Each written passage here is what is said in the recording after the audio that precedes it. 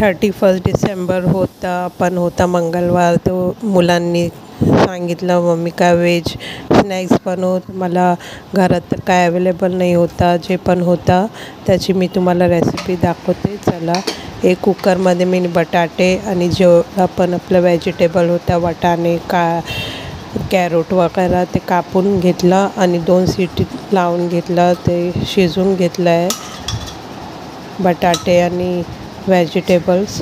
आणि आता बटाटे मी वेगळे ठेवली काढून, व्हेजिटेबलला वेगळं काढून ठेवलं आहे. आणि बटाटे वेगळे आणि कांदे वेगळं काढल्यानंतर बटाट्याचे साल काढून घेतलेले आहे.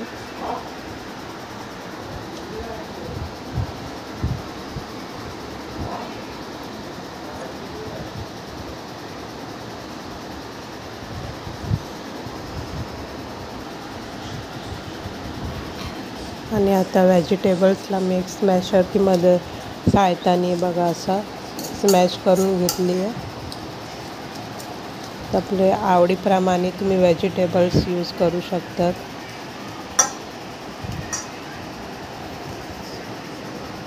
आणि त्याच्यातच बटाटे पण टाकले. बटाटे पण त्याच्यातच मी स्मॅश करून घेतलं आहे.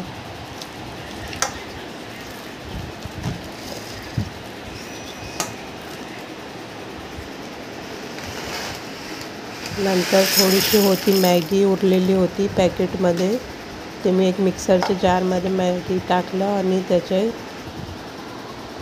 पावडरसारखं करून घेतलं बारीक बघा असं. आणि ते एक वेगळा काढून ठेवलं. आणि ते मिक्सरमध्ये थोडे ब्रेड होते अवेलेबल, ते ब्रेड मी तोडून मिक्सरमध्ये टाकलं आणि त्याच्या पण पावडर करून घेतलं ब्रेड क्रम्स सारखं. हे बघा अशा प्रकारे मी ब्रेड क्रम्स ते मिश्रणमध्ये टाकले आहे. आणि थोडा वेगळा काढून ठेवले. जे मॅगी आपण बारीक करून ठेवलेले त्याच्यातच मी मिक्स करून घेतले ब्रेड क्रम्स पण.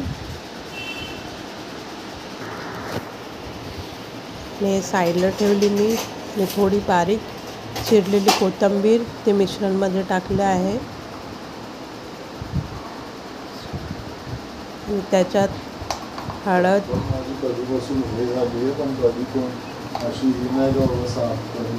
धनियाकूट, मिरची पावडर, टाइम नसतो इथे चपले तुमचे साफ करायला. गरम मसाला पावडर बोलतात ते. आणि मध्येच येऊन 1 चमचाभर चाट मसाला. चाट मसाला नसेल तर तुम्ही अर्धा लिंबू पिळून टाकू शकतात.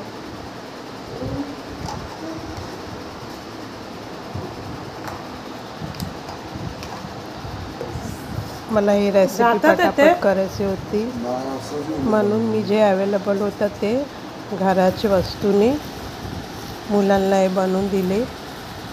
हे सगळे मिश्रण आम्ही मिक्स करून घ्यायचं आहे.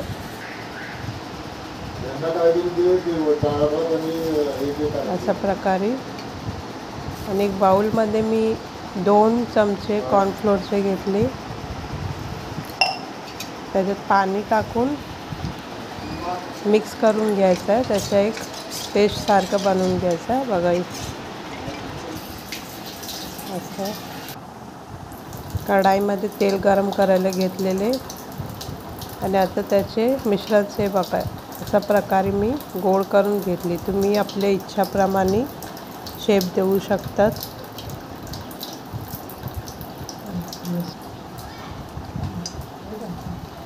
दिल्यानंतर मी एक घेऊन ते गोलमध्ये बुडून कॉर्नफ्लोअरचे वरतून ब्रेड क्रम्स लावले. आणि हाताने जरा हे करून गरम तेलमध्ये फ्राय करायला टाकली आहे. अशाच प्रकारे सगळे रोल फ्राय करून घ्यायचं आहे मीडियम फ्लेमवर.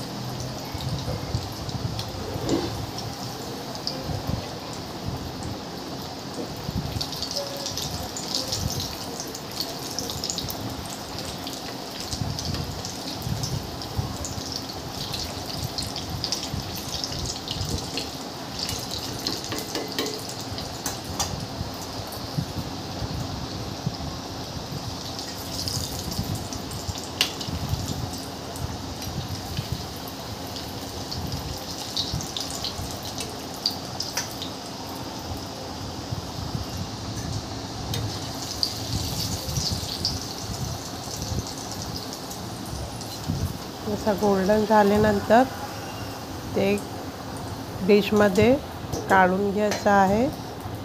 आणि अशा प्रकारे मी सगळे रोल फ्राय करून घेतले.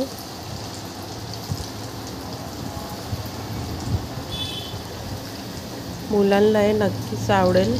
तुम्ही ट्राय करा आणि मला लाईक कमेंट करा आणि सांगा. बघा अशा प्रकारे मी सगळं फ्राय करून घेतले रोल.